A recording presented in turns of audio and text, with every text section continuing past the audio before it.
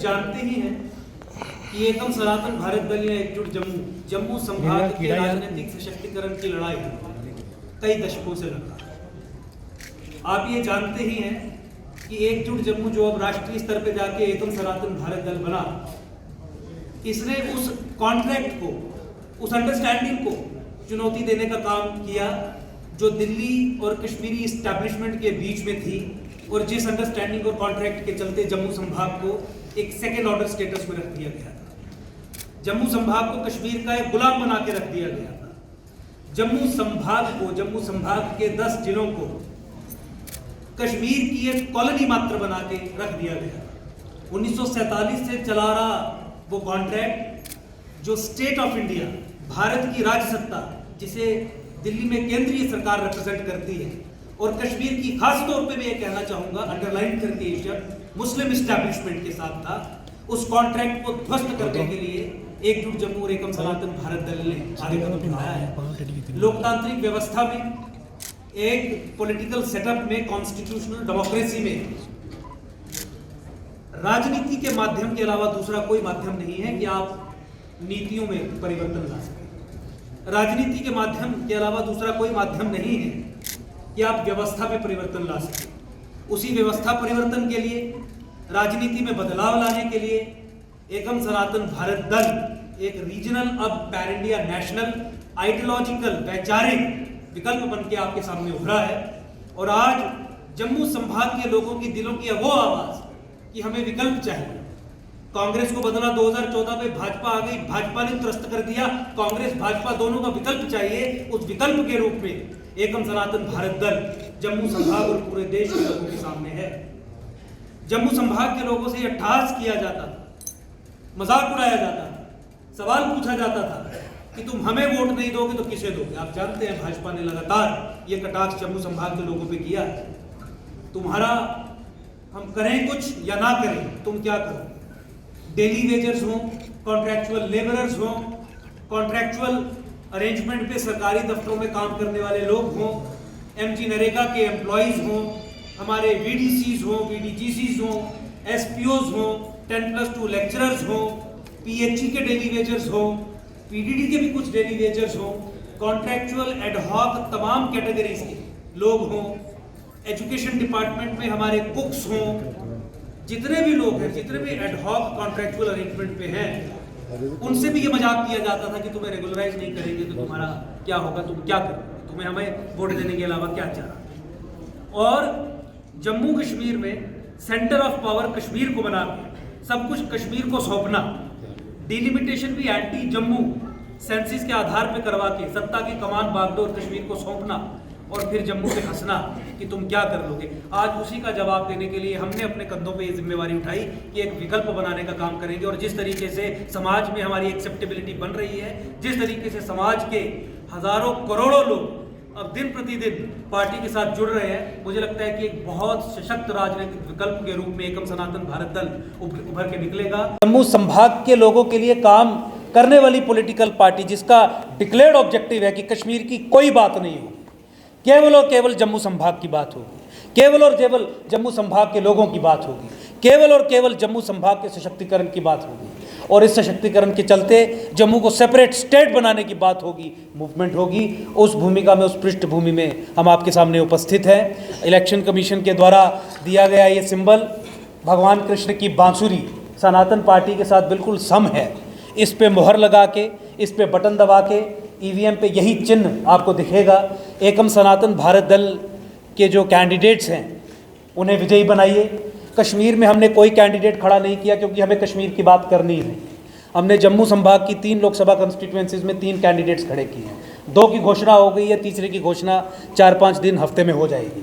आपसे यही निवेदन है कि बांसुरी पे मोहर लगा के, बांसुरी पे बटन दबा के एकम सनातन भारत दल के लोगों को पार्लियामेंट में भेजें, ताकि पिछले 70 सालों से जम्मू संभाग के लोगों की बात जो ना विधानसभा ना पार्लियामेंट में उठी, वो बात पार्लियामेंट में पहली बार उठे। पिछले 10 साल में भी आपने देख लिया कि जिन एमपीज को चुन के आपने दिल्ली भेजा, दोनों में से किसी एक एमपी ने भी जम्मू संभाग के लोगों की बात नहीं की। किसी ने ट्रेन चलवा दी, झूठ मूठ की, तो किसी ने सीबीआई इंक्वायरी नहीं होने दी, किसी ने जम्मू संभाग के लोगों की कोई भी मांग हो उस पर कोई विचार ही नहीं होने दिया। आज जम्मू संभाग के लोग कहते हैं कि दोनों हमारे एमपीज जो एग्जिस्टिंग हैं, जिनकी टिकट रिपीट की गई है, वो अनअप्रोचेबल है, उनसे बातचीत नहीं हो सकती। पिछले 10 साल में हमारे एरिया में नहीं आए। यही समय है परिवर्तन लाने का, और ये बांसुरी, ये फ्लूट, ये मुरली उसी परिवर्तन को रिप्रेजेंट करती है।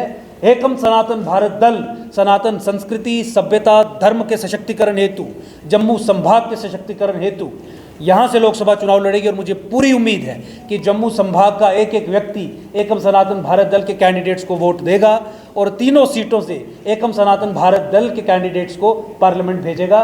बहुत बहुत धन्यवाद। एक तरीके से परिवर्तन होगा। दूसरे कैंडिडेट का नाम भी मैं आपको बताना चाहूँगा, वो मंच पे ही है।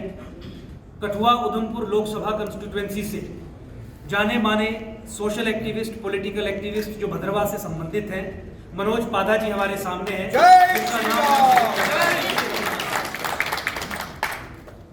रिजल्ट की कोई चिंता नहीं, बस एक जिद है कि जब जम्मू संभाग के लोगों के सामने कोई विकल्प नहीं, सर्वाइवल और एग्जिस्टेंस के मामले हैं, तो उस समय क्या किया जाए। तो एक विकल्प बनाने की प्रक्रिया में भागीदार बना जाए। विकल्प बनाने का काम कोई बाहर से आके नहीं करेगा, विकल्प बनाने का काम हमें ही करना था। हमने आज ये विकल्प बनाने का प्रयास किया है। पूर्व में भी आप जानते हैं कि चाहे रोशनी से संबंधित डेमोग्राफिक चेंजेस की बात हो, 370-35 को खत्म करने की बात हो, तमाम कश्मीर बेस्ड पॉलिटिकल पार्टीज जिन्होंने जम्मू संभाग के खिलाफ नीतियां बनाई, उन नीतियों को ध्वस्त करवाने की बात हो, रसाना केस में सीबीआई इंक्वायरी से संबंधित जो पॉलिटिकल और लीगल मूवमेंट चली उसमें पार्टिसिपेशन की बात हो, हमेशा से एकजुट जम्मू। अब एकम सनातन भारत दल के कार्यकर्ता स्वयं मैं प्रथम पंक्ति में आपको दिखे थे। भारत दल ने hotel Radisson Blu Jammu Narwal में किया है। जैसा कि हमने पहले कहा आपको पिछली प्रेस कॉन्फ्रेंसेस में भी कि एकम सनातन भारत दल जम्मू कश्मीर की 3 लोकसभाओं से 3 लोकसभा कैंडिडेट्स उतारेगा।